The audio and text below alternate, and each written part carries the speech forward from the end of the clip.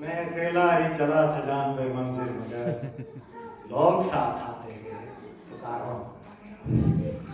تو بغیر کسی تاخیر کے میں آج کی اس تیسری نشست کے جو پہلے سپیکر ہیں ہماری گوجری زبان کے ماں نے بہت اونچے قد کے شاعر ہیں، ادیب ہیں، مصنف ہیں اور محکمہ پولیس میں بطور ایس پی اس وقت سروس جو ہے وہ انجام دے رہے ہیں. ہمارے لیے بڑی باعث فخر بات ہے کہ ہماری اس کانفرنس میں تشریف فرما ہے. میں بغیر کسی تاخیر کے ان سے گزارش کرتا ہوں کہ وہ منچ پہ آئیں اور گوجری زبان کے جو غرض و قائل ہیں اور اس کے علاوہ جو ٹرائبل فورم بنانے کی ایک رائے مانگی ہے اس کے بارے میں بھی اپنے تاثرات دیں. جناب منظور الحق کلائیدی صاحب طلاق تعلیم سینٹر پر.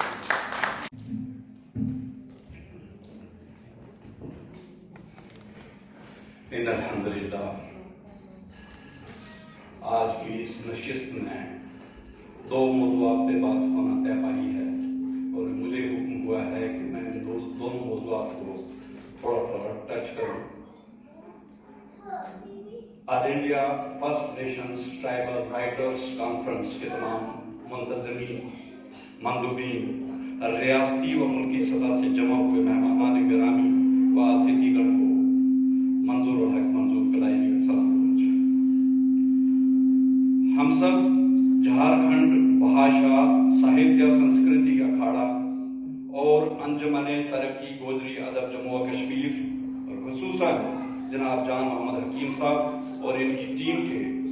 جو نیشنل سطح سے جڑ کے یہاں پہ آئے ہیں ان تمام مندوبین کا مشکور و ممنون ہیں کہ ان کی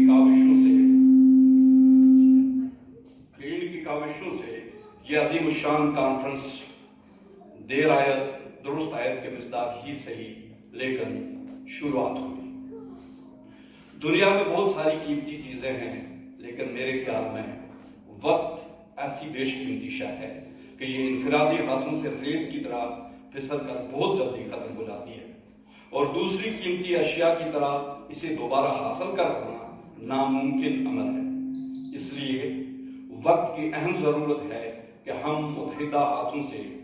وقت کی اس گزرتی ریت کے گرنے کی رفتار کو روکنے یا کم از کم کرنے کی تو کوشش کریں تاکہ قبائلی حصار کی اس دیوار کو کہ جو وقت کی ستم ظریفی کے کارن دن بدن کمزور ہوتی چلی جا رہی ہے اسے مضبوط اور مربوط بنایا جا سکے. عام طور پر کہا جاتا ہے کہ دنیا ایک گلوبل گاؤں ہے. انٹرنیٹ کے اس دور میں اگر دنیا گلوبل گاؤں ہے تو ہندوستان کو اس کا ایک محلہ بنایا جا سکتا ہے. اور یہ حاضرین مندوبین قبائلی کانفرنس کے ان سب محققین، ادبی اور شعری سخن گو اور سخن ور اشخاص کی انفرادی ذمہ داری ہے کہ وہ اپنے علاقے کے ایمبیسڈر کے طور پر اس عمل کی تکمیل کے لیے اپنا کردار ادا کریں. کہا جاتا ہے کہ ادبی تخلیقات اپنے علاقائی مسائل کی آئینہ دار ہوا کرتی ہے. ہمارے قبائلی مسائل علاقائی نوعیت کے ہونے کے باوجود تقریباً یکساں ہیں، جیسے کہ میں پچھلے سیشن میں مقررین کی باتیں سن رہا تھا. اور اگر ان مسائل کے حل کے لیے ادبی شخصیات کا ایک متحدہ محاذ تشکیل دے دیا جائے تو اس کے ذریعے ہر ریاستی اور وفاقی حکومت پر ہمارے مشترکہ مسائل کے حل کے لیے مشترکہ دباؤ بھی ڈالا جانا ممکن ہے. ان نکات کے پس منظر میں میری چند گزارشات کچھ اس طرح ہیں. نمبر 1 یہ کہ مختلف ریاستوں کی ادبی شخصیات پر محیط ایک سینٹرل باڈی بنائی جائے جو دہلی میں مقیم ہو. نمبر 2 یہ کہ مختلف ریاستی قبائلی ادب کا ہندی، انگریزی اور اردو زبانوں میں ترجمہ کیا جا کر اسے شائع کروایا جائے تاکہ ہم ایک دوسرے کی تہذیب اور مسائل سے واقف ہو سکیں. نمبر 3 ایسی کانفرنسوں کا انعقاد قبائلی علاقوں میں کروایا، ہر ریاست کے قبائلی علاقوں میں کروایا جائے تاکہ ہم اور ہمارے مسائل ایک دوسرے سے متعارف ہوں۔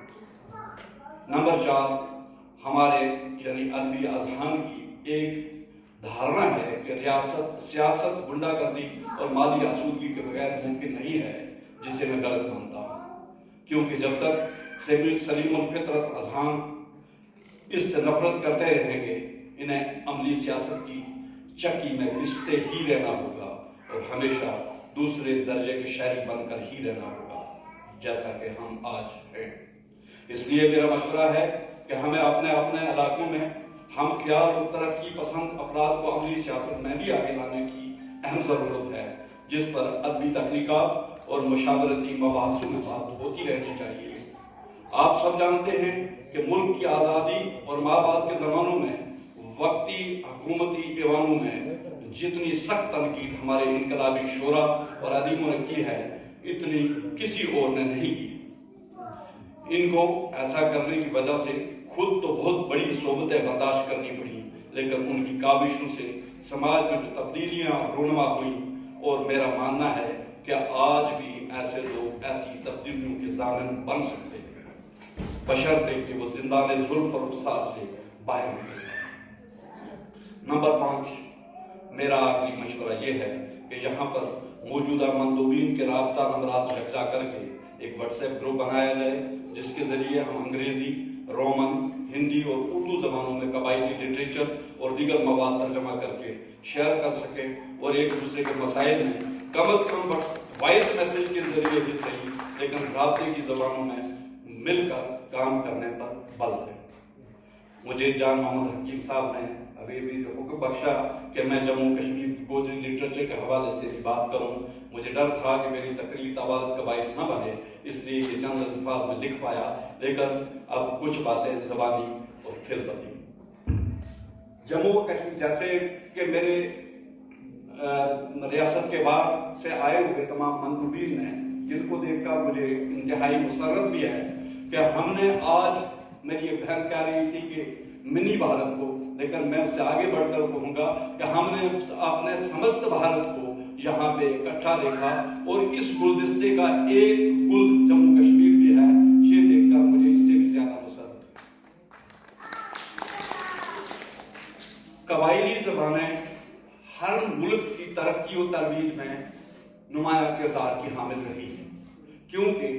ہر ملک کے اندر قبائل وہ قوم ہیں کہ جن کا کسی بھی نیشن کے بلڈ اپ میں بنیادی رول رہا ہے۔ قبائل سب سے پہلے کسی ملک میں پنپنے والی سب سے پہلی قوم ہے، جو آہستہ آہستہ ترقی کی انتہا پر پہنچنے کے بعد اب تنزلی کا شکار ہوتی چلی جا رہی ہے، اور ان کا سنرکشن کرنا، ان کو مضبوط و مربوط کرنا ہم سب کے اوپر فرض ہے، کیونکہ ہم ادبی دنیا سے جڑے ہوئے لوگ۔ جہاں تک جموں و کشمیر میں گوجری ادب کے تخلیق کی بات ہے، تو مجھے یہ بات بتاتے ہوئے فخر محسوس ہو رہا ہے، جیسے کہ میرے پہلے بھائیوں نے بتایا کہ ہم اپنی زبانوں کے ہونے والے کام پر فخر محسوس نہیں کر سکتے، لیکن میں یہ اس منچ سے آپ سب کو بتانا چاہتا ہوں کہ ہمیں جموں کشمیر کے گجروں کو یہ فخر حاصل ہے کہ جموں کشمیر کی تیسرے نمبر پر بولی جانے والی زبان گوجری ہے، پہلے نمبر پہ کشمیری، دوسرے پہ ڈوگری، اور تیسرے پہ گوجری زبان ہے جو ٹرائبل کی زبان ہے۔ اور ہماری جو تعداد، ہم اگر ٹرائبلز کی زبان گوجری، گجر، شینا، سپی، گدی، ان کی پاپولیشن کو ملا لیں تو یہ ان کی تعداد 30 لاکھ سے زائد ہے جموں کشمیر۔ اور اگر اتنی بڑی جماعت، ایک جمع غفیر ہمارے لوگوں کا موجود ہے، ان کے ادبی حلقوں میں جو کام ہو رہا ہے، اس کام کو اگر ہم ہانکنے کی کوشش کریں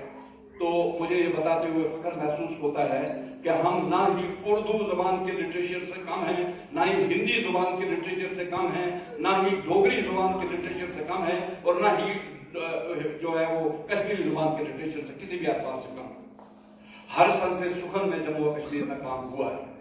اور تسلی بخش ہوا ہے۔ وہ بات الگ ہے کہ شعر و ادب میں फिक्शन के लिहाज से कम काम हुआ है, लेकिन हुआ है और मयारी काम हुआ है। इसकी झलकियां कल आप शेरी अदब में भी सुनेंगे और फिक्शन में पढ़ी जाने वाली कहानी और अफसानों में भी सुनेंगे इंशाअल्लाह। जहां तक ताल्लुक है शेरी अदब का, जम्मू और कश्मीर में ट्राइबल्स के यहाँ कुछ मुनफरिद अंदाज की शायरी है, जिसमें एक सी हरफी है, 4 अशार 4 मिसरों से मिलकर 2 कपलेट्स 4 मिसरे मिलकर एक शेर जो तकमील पाता है, उसे उर्दू में जैसे एक कथा होता है, इसी तरीके से 4 अशार पे मिलने पर एक किसी भी उर्दू के लफ्ज से शुरू होने वाला अलिफ बे ते से जिन वो सीआरपी कहा जाता है। सीआरपी पे जम्मू कश्मीर में बहुत ज्यादा काम हुआ है और हमें फख्र है कि सिर्फ सियार गोजरी अदब में नहीं, हमारे गुज्जर समाज के जो पुराने लोग थे, हमारे अकाबरीन थे, जिनमें मियां मोहम्मद साहब थे, मियां बशीर साहब के वालिद और उनके दादा साहिबान थे, या खुद मियां बशीर साहब, इन सब लोगों ने उस पंजाबी अदब में भी वो कारनामे नुमाया अंजाम दिए हैं कि जो तारीख जिनको भुला नहीं सकती है। और ये सारे के सारे लोग जो है वो गुजरी ना सिर्फ गुजर कबीले से ताल्लुक रखते थे, बल्कि ट्राइबल्स की जिंदगियों के अंदर तब्दीलियां लाने के लिए इन्होंने वही काम किया है जो यहां पे लगी तस्वीर में बिरसा मुंडा जी के बारे में बताया है। हमारे जम्मू व कश्मीर के लार की जो फैमिली है उसको ले लिया जाए, मसूद चौधरी साहब को ले लिया जाए, या चौधरी सोबत अली साहब को ले लिया जाए, या गुलाम अहमद लिसानवी साहब को ले लिया जाए, या इस तरह के बहुत सारे अकाबरीन हैं, ये किसी भी सूरत में हमारे ट्राइबल कल्चर के लिए बिरसा मुंडा जी से कम नहीं है। और आज भी हमारे यहाँ जो है वो इस सतह पे, सियासी सतह पे भी गुजरी जबान और अदब के ऊपर अच्छा काम हो रहा है और लोग बढ़ के सामने आ रहे हैं। दूसरी जो शेरी सिर्फ है वो गजल है, और गजल के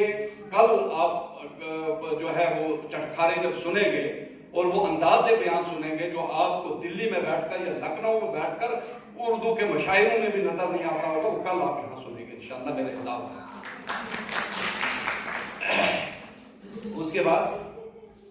फिक्शन में ड्रामा नवीसी हो, अफसाने हो, कहानियां हो, नावल हो, या लोक कहानियां हो, या लोग हमारा जो तहजीबी वो क्लासिक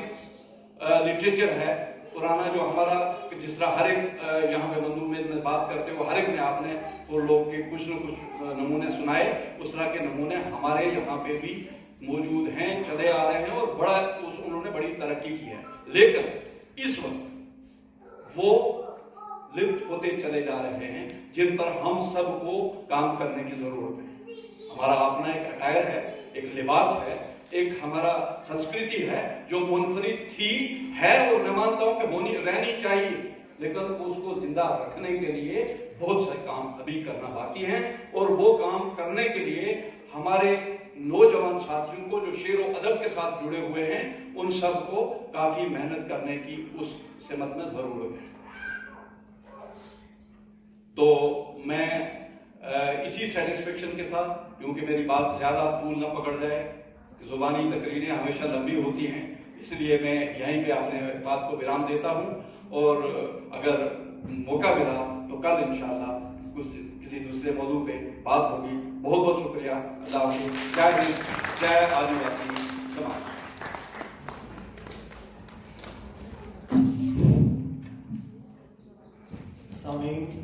मुलाकातें मुसलसल हों तो दिलचस्पी नहीं रहती, मुलाकातें मुसलसल हों तो दिलचस्पी नहीं रहती, ये बेतरतीब याराने बड़े दिलचस्प होते हैं। आपको ये बताता चलूं कि जो झारखंडी भाषा संस्कृति आखड़ा और तरक्की अंजमन जिला डोडा का ऑल इंडिया लेवल का भद्रवा की सरे जमीन पे ये दूसरा प्रोग्राम है, क्योंकि इससे पहले भी 2021 में भी इन दोनों तंजीमों ने इन्होंने मिलकर एक वर्कशॉप حضور صاحب ایک ورکشاپ قائم کی تھی جو کہ 3 دن تک رہی اور بہت کامیاب ورکشاپ تھی، اور جو لوگ اس ورکشاپ میں آئے تھے ان لوگوں میں سے بھی آج بھی 4-5 لوگ جو ہیں وہ آئے ہوئے، اور آج بھی جو یہ کانفرنس ہے یہ وہ جو ورکشاپ قائم ہوئی تھی اسی کا ایک نتیجہ ہے، ایک میل ملاپ تھا. اور ہم اس پروگرام کے حوالے سے آج پھر اشونی کمار پنکج جی کا تہ دل سے شکریہ ادا کرتے ہیں کہ وہ آج پھر اس سرزمین پہ تشریف لائے اور ایک بار پھر ملک بھر کے ٹرائبلز رائٹرز کو ایک جگہ اکٹھا ہونے کا موقع ملا.